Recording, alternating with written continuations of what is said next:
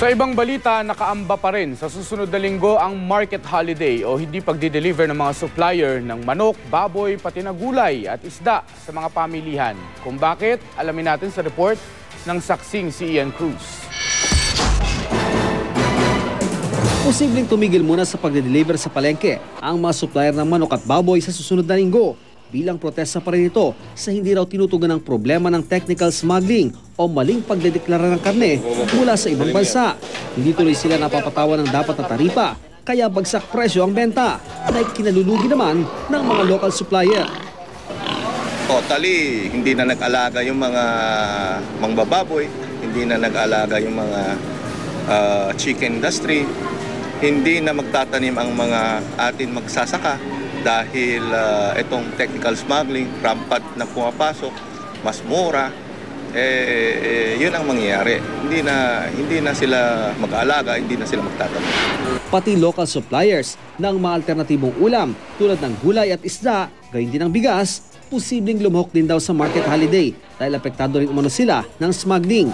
Iuurong lang daw ng Swine Development Council o STC ang plano kung ibibigay na ng Bureau of Customs ang mga Inward Foreign Manifest o IFM ng importers sa Department of Agriculture na magpapadali raw ng pagsisiyasat kung mayroong misdeclaration sa mga shipment ng karne.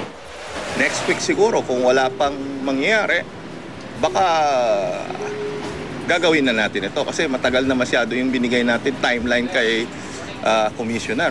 Pero ayon kay Customs Commissioner Rufy Biazon, hindi raw maaaring ipamahagi basta-basta ang kopya ng IFM dahil pwede raw itong magbunga ng di patas sa kompetisyon sa merkado at posibleng pagmanipula pa sa presyo ng imported products. Ang masusing inspeksyon daw na kanila nang ginagawa ang panlaban umano sa smuggling. Kung ang ating layunin lang ay address the problem of smuggling, sa ating pananaw ay yung mga hakbang na ginawa ngayon ay sapat para ma-address yung problema yun. So hindi natin nakikitang justifiable na market holiday sila. Ako si Ian Cruz ang inyong saksi. Samantala, hindi raw kakasa si Pangulong Noynoy Aquino sa hamon ni dating Chief Justice Renato Corona na lumagda ng waiver para mabuksan ang kanyang bank account.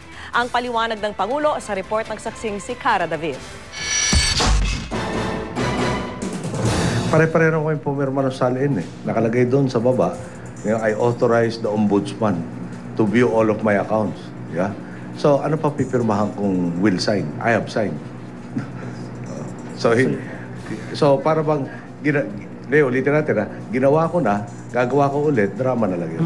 Ito ang mariing tugon ni Pangulong Noynoy Aquino sa hamong lumagda na ang mga opisyal ng gobyerno sa waiver na tulad ng pinirmahan ng na-convict na si dating Chief Justice Renato Corona para buksan ang kanilang bank assets at mga ari-arian. Sa pinipirma daw kasing Statement of Assets, Liabilities and Net Worth o SALN ng mga empleyado at opisyal ng gobyerno, may nakasaad ng maaaring kumuha ang ombudsman ng mga dokumento na nagpapakita ng yaman, business interest, financial connections, pati mga utang ng opisyal. Pero ayon kay Vince Lasatin ng Transparency and Accountability Network, hindi nakasaad sa SALN na kasama sa mga maaaring busisiin ang mga bank account ng government official. Sa halip, ang nakalagay lang dito ay pwedeng kunin ang mga dokumento mula sa mga ahensya ng gobyerno kasama na ang Bureau of Internal Revenue. Nakita natin sa impeachment trial kung gaano kahirap kumuha ng information dun sa mga bank accounts ng isang government official. So that bank waiver will solve that problem.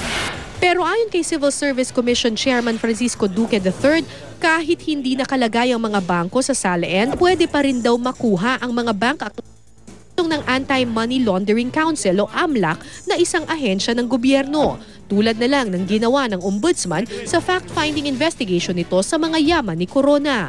Ipinagtanggol din ang Pangulo ng ilang senator judge. May mga accountability mechanisms yan if you made a mistake.